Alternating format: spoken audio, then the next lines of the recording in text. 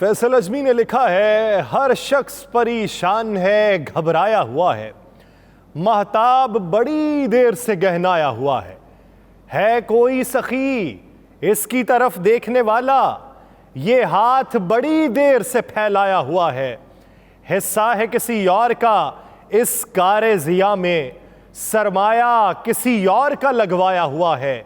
सांपों में असा फेंक के अब मेरे दुआ हूं, मालूम है दीमक ने इसे खाया हुआ है। दुनिया के बुझाने से बुझी है न बुझेगी, इस आग को तकदीर ने दहकाया हुआ है। क्या धूप है जो अब्र के सीने से लगी है, सहरा भी इसे देख के शर्माया हुआ है। इसरार न कर मेरे खराबे से चला जा, मुझ पर किसी आसेब का दिल लाया हुआ है। तू ख्वाब दिगर है तेरी तदफीन कहाँ हो, दिल में तो किसी और को दफनाया हुआ है। नाज़रीन, मैं हूँ यासिर रशीद और आप मेरा व्लॉग देख रहे हैं।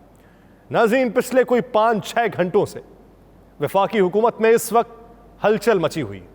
5-6 घंटों में मुख्तलिफ राबते हो चुके हैं। 5-6 घंटों के दौरान मुख्तलिफ टेलीफोन्स कॉल्स हुई हैं, घंटियाँ बजी हैं, फ़ोन उठाया गया है, मुशावरत की गई है और उसके बाद पूछा गया है कि अब कीजिए तो क्या कीजिए। सोच में यह है कि सुबह क्या बनेगा।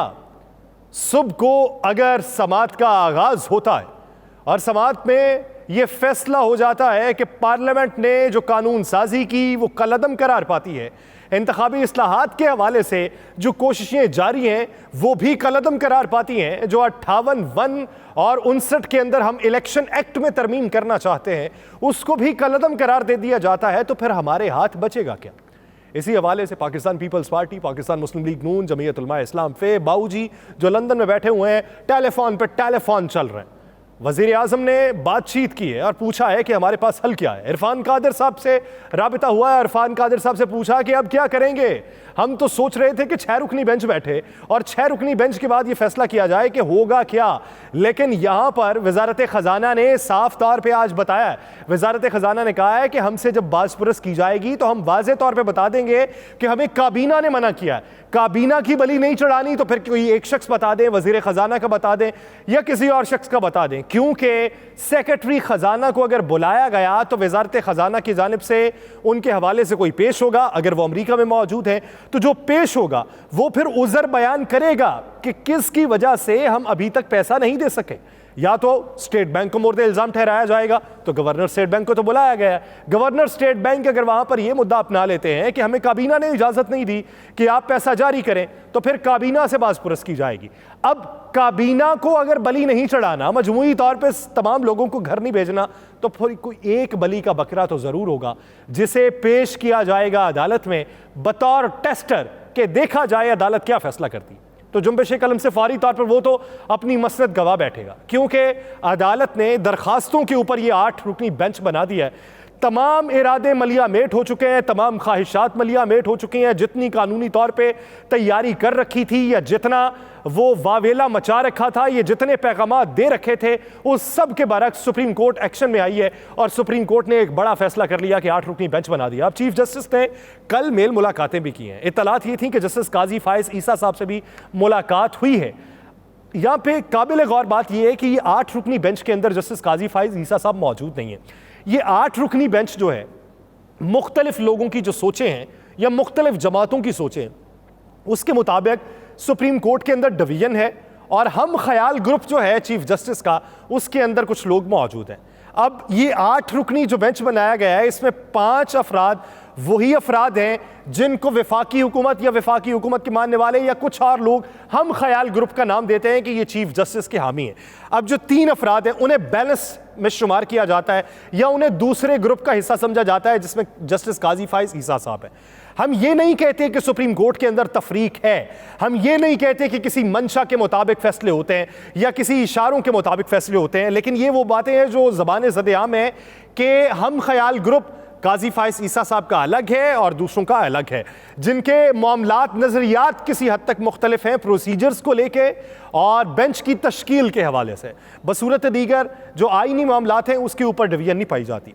अब कल के दिन वजारत ख़जाना की जानिब से जो जवाब जमा करवाया जाएगा, आज वजारत ख़जाना ने वाज़े तौर पे ये कहा है कि आपको एक नाम देना है, कबीना में से किसी एक शख्स का नाम दे दें, किसी हायर अथॉरिटी का नाम दे दें, वज़ीर आज़म का देना है तो उनका बता दें कि हमने अदालत में जाके क्या बताना। उधर इलेक्शन कमीशन ने भी दबाव बढ़ा दिया। इलेक्शन कमीशन ने कहा कि हमारे हाथ खड़े हैं, आपने जहां तक हमें लिंगर ऑन करने का कहा हमने किया, आपने हमें कहा कि इंतखाबात ताखीर का शिकार बना दो और आगे ले जाओ, हम ले गए। लेकिन उस सब के बाद सुप्रीम कोर्ट ने उस पर एक्शन लिया, सुप्रीम कोर्ट ने हुक्मनामा जारी किया, हमने मामूली तरमीम के बाद वो इलेक्शन शेड्यूल बहाल कर दिया। अब सूरत हाल इस नहज तक है कि सुप्रीम कोर्ट ने हमसे पूछा था कि अगर 10 अप्रैल को आपको फंड्स जारी नहीं होते तो आप सुप्रीम कोर्ट को बताएंगे।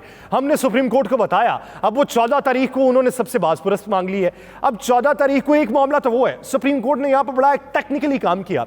वो टेक्निकली काम ये है कि 14 तारीख को बुलाया गया वो इस्लाहात वाले मामले के ऊपर और दूसरे मामला जात के ऊपर, कल नहीं उसके ऊपर बाज़पुरस की गई है फंड्स के हवाले से, कल मामला कर लिया इस्लाहात के हवाले से, यानी कल ही ये फैसला कर लिया जाएगा या 14 तारीख से पहले ये फैसला कर लिया जाएगा या फिर उस मामले को लिंगर ऑन कर दिया जाएगा। अब ये कल की समाअत के ऊपर डिपेंड करता है कि कल को क्या बाज़पुरस की जाती है। कल को ये तमाम जो बिल हैं इन्हें कलअदम करार दे दिया जाता है, आइन से मुतसादिम करार दे दिया जाता है, ऐवान बाला को रोक दिया जाता है या सदर को कोई सिफारिश कर दी जाती है। अब ये वक्त बताएगा, लेकिन परेशानी में इजाफा हो चुका है और इसी परेशानी का हल दूसरी तरफ से ये आया है। बाबूजी से भी पूछा गया कि अब क्या करें, तो वापस पैगाम ये आया है कि मामला पार्लियामान की कार्रवाई में रुकावट का बयानिया बनाया जाना चाहिए कि पार्लियामान जो है सबसे मुकद्दम है, पार्लियामान मुकद्दस है और पार्लियामान ने एक फैसला किया था और पार्लियामान के फैसले की नफी होने जा रही है।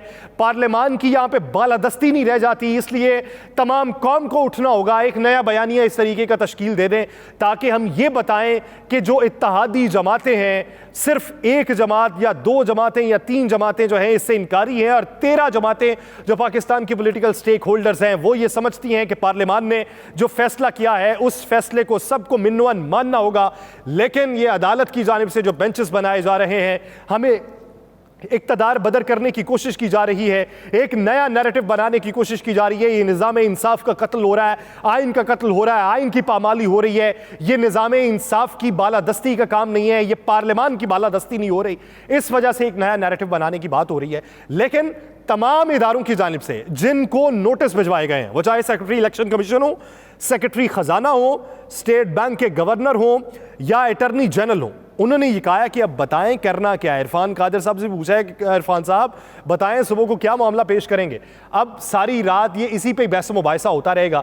इनकी समझ में इसलिए नहीं आ रहा कि इन्हें तवक्को नहीं थी कि एक ही दिन पहले यानी 12 घंटे पहले, सुबह 11:30 बजे समाअत है, 12 घंटे पहले ही वो तश्कील दिया जाएगा मामला सारा और 12-15 घंटे के अंदर अंदर ही समाअत का ऐलान भी कर दिया जाएगा, समाअत भी हो जाएगी। नहीं, ये था कि अगर इस तरह का कोई मामला होगा तो वो 4-5 दिन 6 दिन के ऊपर होगा और उतने दिनों में हम अपनी कोई कार्रवाई डाल लेंगे या उतने दिनों में लिंगर ऑन करके कोई और मामला ज़ेर बहस ले आएंगे। लेकिन ये इतना आनन फानन हुआ है कि वफाकी हुकूमत के लिए सोच का मौका ही नहीं रहा कि अब करना क्या है। यानी आप देखें कि चीफ जस्टिस उमर अता बंदियाल की सरबराही में 8 रुकनी जो बेंच है उसमें जस्टिस एजाजुल एहसन है जो हम ख्याल ग्रुप में शामिल हैं, चीफ जस्टिस के जस्टिस मुनीब अख्तर हैं वो भी शामिल हैं, जस्टिस मज़ाहिर अली अकबर नकवी हैं वो भी शामिल हैं, justice Mohammad Mazhar, justice Ayesha Malik, justice Hasan Azhar Rizvi और जस्टिस शाहिद वहीद भी लार्जर बेंच का हिस्सा हैं।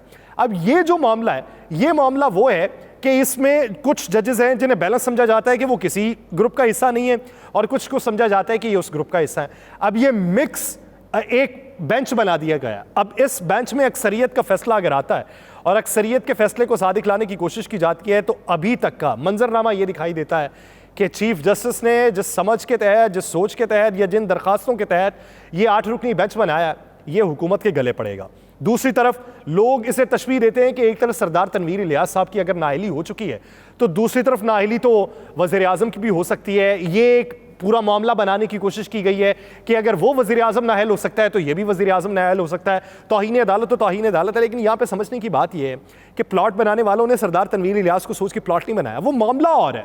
वो सुप्रीम कोर्ट आज़ाद जम्मू कश्मीर की है, वो मामला और है। वो मामला है एक स्टे के ऊपर, एक स्टे जो फंड्स के हवाले से था, जो तरक्याती मंसूबों के हवाले से था, फंड्स बैरून मुमालिक से आने थे, उस पर अदालतों के बारे में बात की उन्होंने, तो अदालत ने नोटिस लिया और उससे तौहीन अदालत के ज़ुमरे में लाते हुए उनको नाअहल कर दिया गया। उनकी तरफ से अपील दायर की गई, अपील में पहले भी एतराज़ लगाया गया, फिर दूसरी दरख्वास्त में एतराज़ लगाया गया, तीसरी मंजूर हो चुकी है, सुबह वो मंजूर है और सुबह उसके ऊपर समाअत होना है। लेकिन ये मामला और है, ये जो पाकिस्तान के अंदर है, ये मामला इसलिए है कि इसमें सिर्फ वजीर आजम के ऊपर नहीं है, इसमें काबीना के ऊपर है कि आपने काबीना को इन्वॉल्व करना चाहे।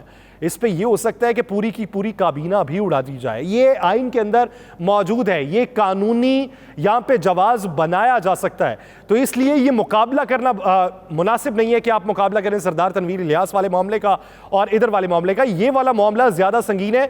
वो मामला अदालतों के ऊपर तनकीद थी, अदालतों पे तनकीद एक और मामला है, अदालत के हुक्म को मंजूर ना करना और बबांगी दौल कहना कि हम नहीं करते, ये और मामला है। वहां पे अपील में जाके वो उन्होंने पहले माफी मांग रखी है, यानी वो ये मान रहे हैं कि मुझसे गलती होगी, अगर दिल आजारी हुई तो मैं माफी मांगता हूं।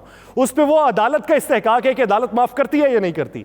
लेकिन यहां पे तो बबांगे दौल ये बात की जा रही है कि हम तो काबीना से मंजूर करवा लेंगे, हम पार्लियामान को इन्वॉल्व करेंगे, हम नहीं करते इलेक्शन, और उधर अदालत के इख्तियारात को भी कम करने की कोशिश की जा रही है। तो ये मामला यकसर मुख्तलिफ है। यहाँ पे आटे की तकसीम से नया बयानिया बना के और लोगों को ये बता के कि हम बेहतरी के आपके लिए फैसले कर रहे हैं, अदालतें हमें निकालना चाहती हैं, यहाँ पे वो मामला नहीं होगा। स्टाफ लेवल मुआहदे में ताखीर हो रही है, तो वो भी अभी तक आप अवाम को ये नहीं बता सके कि क्यों हो रही है।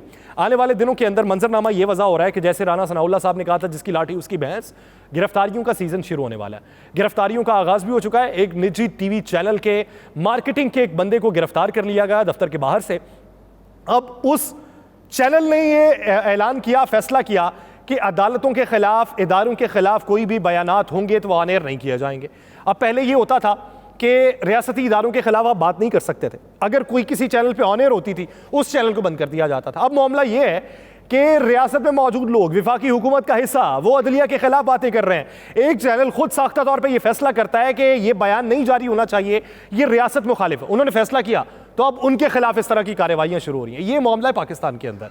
और पाकिस्तान में बिलाखिर जब आप किसी महाज पे जीत ना पाएं, जब आप अपने सियासी हरीफ को दबा ना पाएं, तो आप फिर इस्लामी मामलात भी उसके अंदर ले आते हैं। इद्दत का मामला है जिसके ऊपर अब केस जारी है। अब मैं उसके ऊपर तफसीलन बातचीत नहीं करूंगा, मैं माजी का हवाला देता हूं। बेनज़ीर साहिबा के हवाले से भी पाकिस्तान के मुफ्ती थे, उन्होंने ऐलान किया था कि इनका जो निकाह है ये फासिक है, ये निकाह सही नहीं है। उसके ऊपर तब भी बातें होती रहीं जब दीगर मामलात के ऊपर ना हुई। तो मुझे इतना पता है कि इस्लाम के अंदर बहुत से फ़ुक़हा जो हैं और बहुत से मुफ्तियान जो हैं वो ये कहते हैं कि इद्दत के मामले के ऊपर फ़ाक़ियत अगर किसी को हासिल है तो वो औरत के बयान को हासिल है। औरत अगर कह दे कि मेरी इद्दत तकमील के मराहिल कंप्लीट कर चुकी है तो वो इद्दत मुकम्मल हो चुकी होगी। तो इससे पहले इसी मामले के ऊपर बुशरा बीबी साहिबा ने एक टीवी चैनल में इंटरव्यू देते हुए, नदीम मलिक साहब ने इंटरव्यू किया था, उसमें उन्होंने ये कहा था कि इद्दत मैंने उसी घर में मुकम्मल की थी, उसके बाद जाके मेरी शादी हुई थी। अब इस मामले को अदालत में लेके जाना और फिर उसके ऊपर बहस व मुबाहिसा करना और उसे एक और रंग देना, आपने अपने सियासी हरीफ को गिराना है। आपके पास बेशुमार मौके हैं। आप गुड गवर्नेंस, बैड गवर्नेंस के ऊपर बात कर सकते हैं, आप उसकी टीम के ऊपर बात कर सकते हैं, आप करप्शन के ऊपर बात कर सकते हैं, दीगर मामलात के ऊपर बात कर सकते हैं, आप अपना तकाबुली जायज़ा बयान कर सकते हैं। जब आपके पास कुछ ना हो तो फिर इस तरह के मामलाजात को लेकर शिद्दत पसंदी की तरफ ही कौम को राग़िब किया जा सकता है। उसके अलावा कोई और दूसरा हल नहीं होता। मुझे दीजिए इजाज़त, अल्लाह ने के बाद।